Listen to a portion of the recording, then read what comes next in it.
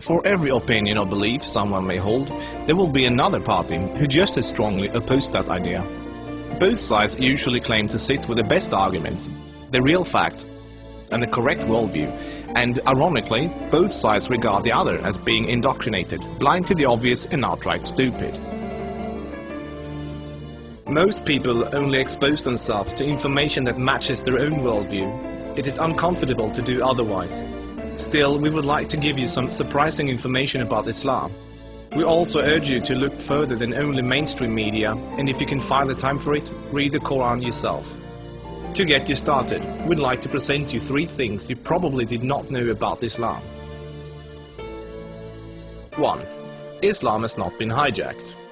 That Islam has been hijacked is what non-Muslims naturally assume, because they assume all religions are the same.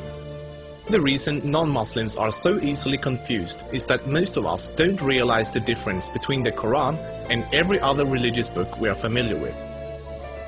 The Christian Bible is a collection of writings from various authors, written sometimes hundreds of years apart, with parables, advice and dreams, all collected together into one book. Same with the Jewish Torah. Even those of us in the West, who are neither Christians nor Jews, are still familiar enough with these religions to know this much, and therefore we assume the same is true for the Quran. But the Quran is only one book written by one man in his own lifetime. It is meant to be taken literally, and it is not full of symbolism or vague analogies. It is mostly direct commands. Of course, the Quran contains contradictory statements, just like other religious books.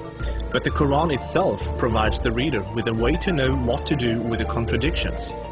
It's explained in the Quran that if you have 2 passages that contradict each other, the one written later supersedes the one written earlier.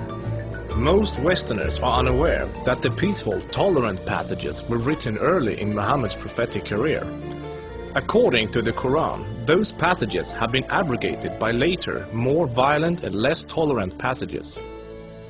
So, when most Westerners hear jihadists quoting violent passages from the Quran, and then peaceful Muslims quoting peaceful passages, they interpret that the way they would if someone was quoting the Bible or the Torah. They think to themselves, oh, there must be many different and contradictory passages, like there are in other religious books, so Muslims can pick and choose what they like and justify whatever actions they want to take. But the Quran is nothing like that. There is no picking and choosing. It says very explicitly and in no uncertain terms that a Muslim must not alter or ignore any part of its very clear and direct message, or they will burn in a fiery torment forever.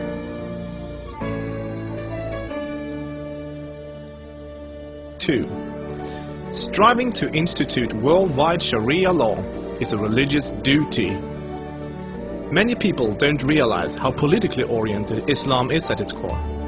In fact, Islam is less of a religion than it is a religious ideology.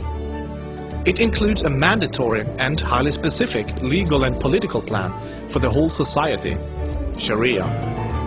There is no separation between the religious and the political in Islam. Rather, Islam and Sharia constitute a totalitarian means of ordering society at every level, including ritual worship, transactions and contracts, morals and manners, beliefs and punishments. In the Quran, Allah makes it clear that man-made governments, such as a democracy, and free speech, such as criticizing the Quran, are abominations and must be eliminated. The modern expression creeping Sharia is used to describe the slow, deliberate and methodical advance of Islamic law in non-Muslim countries. Official Sharia courts already operate in the UK, handling cases ranging from divorce and financial disputes to domestic violence. Attempts to introduce Sharia in the legal system in Germany, Sweden and other European countries are ongoing. While Sharia already has a foot in our door in the matter of minor disputes like inheritance and domestic violence, it should concern you that Sharia commands that drinkers and gamblers should be whipped, allows husbands to hit their wives, allows an injured plaintiff to exact legal revenge, literally an eye for an eye, commands that a thief must have a hand cut off, commands that homosexuals must be executed, orders unmarried fornicators to be whipped and adulterers to be stoned to death, orders death for both Muslim and non-Muslim critics of Muhammad, the Quran and even Sharia itself, orders apostates to be killed, commands offensive, aggressive and unjust jihad. As written in the Quran, Sharia is the law of Allah. Any other form of government is a sin. It is the duty of every Muslim to keep striving until all governments have been converted to Sharia law.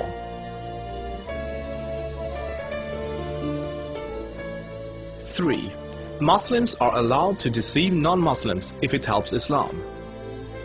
For non-Muslims, this principle, called taqiyya, is another surprising concept of Islam.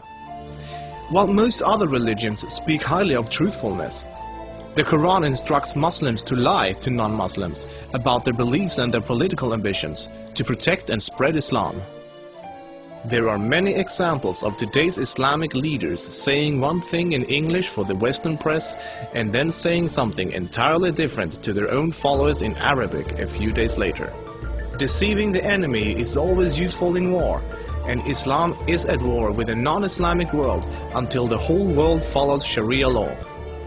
All non-Muslims living in non-Islamic states are therefore enemies. So deceiving Westerners is totally acceptable, even encouraged, if it can forward the goals of the spread of Islam. As a recent example, the Islamic American Relief Agency was seemingly raising money for orphans, but in fact giving the money to terrorists. They deceived good-hearted Western infidels into giving money to organizations that were actively killing Western infidels. Do the research yourself, this is not an isolated case. Islam as a religion of peace. Muslim organizations worldwide often declare that Islam is a religion of peace. But what does that really mean? It seems easy for a Muslim to quote a peaceful verse from the early parts of the Quran, while, by following the principle of taqiyya, neglecting to mention the fact that it has been officially abrogated by later, more violent verses. According to the Quran, the world will be at peace only when Islam and Sharia reign in every country, and never until then.